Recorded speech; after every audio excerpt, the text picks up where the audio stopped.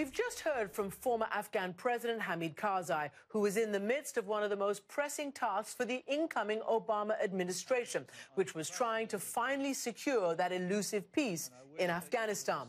Now the point man would be the renowned diplomat Richard Holbrooke, who started his career in Vietnam and later helped broker peace in Bosnia. Holbrooke died of heart complications in 2010 before the Afghan task was done.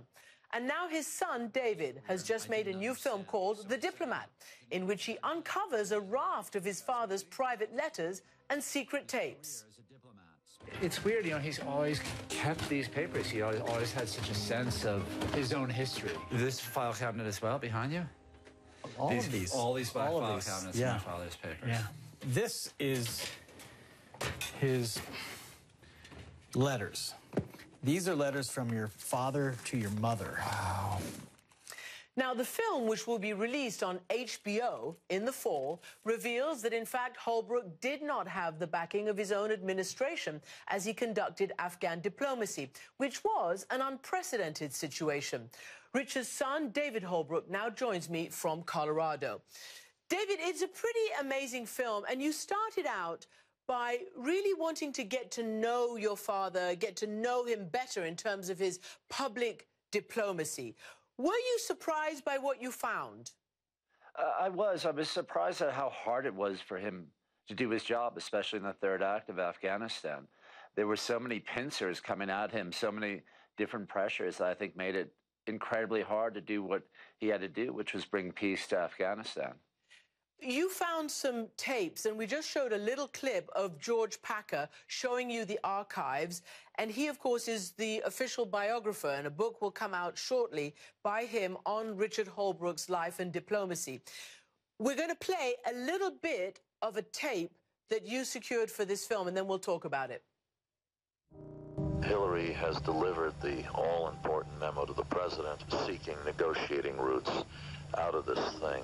Finally, the president is focused on it. Maybe we'll look back on it as one of the most important memos we ever wrote, but that remains to be seen. That's all for tonight. Well, it is really incredible to hear his voice all these years later, speaking from the grave about... Amazing, right? How did you feel when you found those and listened to them? They were revelatory. We had his voice in the first act through the letters to my mother, the section in Vietnam. And in Bosnia, he was so alive. He had also written his own book and had journals, but he was so vibrant. In the third act in Afghanistan, we were really missing that. All his public presentations, he was deflated, almost defeated. So to hear his voice unedited was really revelatory. But particularly to hear him talk about what was going on inside the administration as he was trying to do what he thought was going to bring peace to Afghanistan. For instance, he absolutely wanted to negotiate with the Taliban, or rather arrange and facilitate those negotiations as a way to end the war. What did you get from the tapes as to how he thought the administration viewed that? He thought it was a long shot just to begin with, but made longer by the fact that he had to fight his way through the administration to do that. You know, it wasn't so much negotiating with the Taliban or dealing with the Afghan government. It was navigating the treacherous waters of the Obama administration, and that became so problematic. And you see that in the tapes. I mean, you knew him well, so the tapes are kind of wide-ranging. It's, you know, movie reviews. He did not like Dinner for Schmucks. It's things like that. But then he really goes into all the issues that he's facing. But that all-important memo that he just mentioned, that from the clip he ran, that's very clear that that's about reconciliation. And we have a quote from Vali Nasser, his senior aide in the film, where Vali says that reconciliation was a taboo word in the administration for the first year. But to my father, that was the only way we were ever going to be able to end this war, was to get to that peace process. And beyond the substance of what he was trying to do, he felt, and it certainly shows itself in his memos that he's dictated, and it shows itself in the conversations he had with Bob Woodward of the Washington Post. He thought that people like Tom Donilon inside the White House were more political than strategic. Explain how he thought the thinking inside the White House was shaping up on Afghanistan.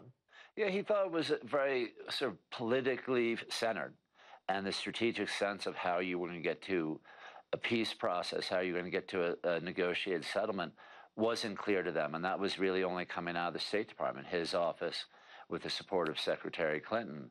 And it was very frustrating to him because he was caught. He was caught because he had a vision, but that vision wasn't able to see through. And President Karzai earlier was speaking to this, and I think he was an obstacle. But as you asked him in the end, Rina Amiri, my father's senior aide, tells us that President Karzai's people really were wanting to work with my father. That, as they said, let bygones be bygones and move forward.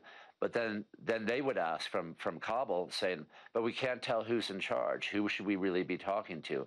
Because I think there was a lot of confusion within the U.S. government. My father's job was special representative of Afghanistan and Pakistan, yet there was somebody he was ostensibly supposed to be working with, but ultimately against, named Doug Lute, who was special assistant to Afghanistan and Pakistan. So I think the whole idea was sort of ill-conceived. And then my father was just undercut time and again by people in the White House who didn't trust him, who didn't believe he was the right guy, yet he was still in this job. So it was an impossible situation for him. How do you feel as his son and, the guy who obviously misses him and who's put all this together and who's found all this out? Because really in the film you see the pictures of Richard from Afghanistan until his death. He just looks like he's getting more and more tired and more and more... Look, it was really hard to see this. And, I saw it live to some extent, but he was gone so much and so caught up in the drama of the administration that he was distant. Uncovering it posthumously was really hard because I felt he was never given the voice that he needed to carry out this impossible mission. I mean, when he got the job, he said to me, Dave, I know how to be Secretary of State. I think I can make a great deputy to Hillary, but they've given me the hardest job in the administration. And I asked Hillary Clinton that, who said by many metrics she thought that was true.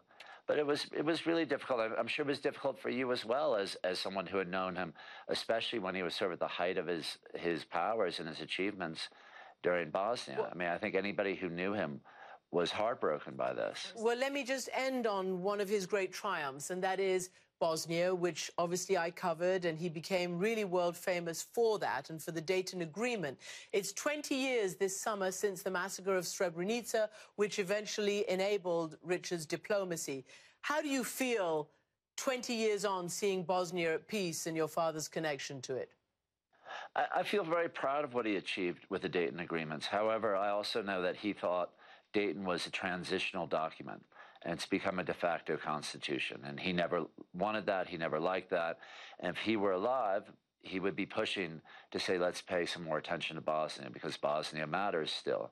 And I hope that the Clinton campaign, President Clinton, and other people will really look and see, okay, this was a great accomplishment, but it needs a lot of freshening up. And it won't take a lot of attention from America to make that happen. And my hope is that the film, my father's voice stays alive through the film, and that will pay some more attention to this important issue. David Holbrooke, thank you so much. A really, really wonderful film, The Diplomat, which, as I said, will air on... Thank you, Christian. Thank you. And the film will air on our sister network, HBO, later on in the year.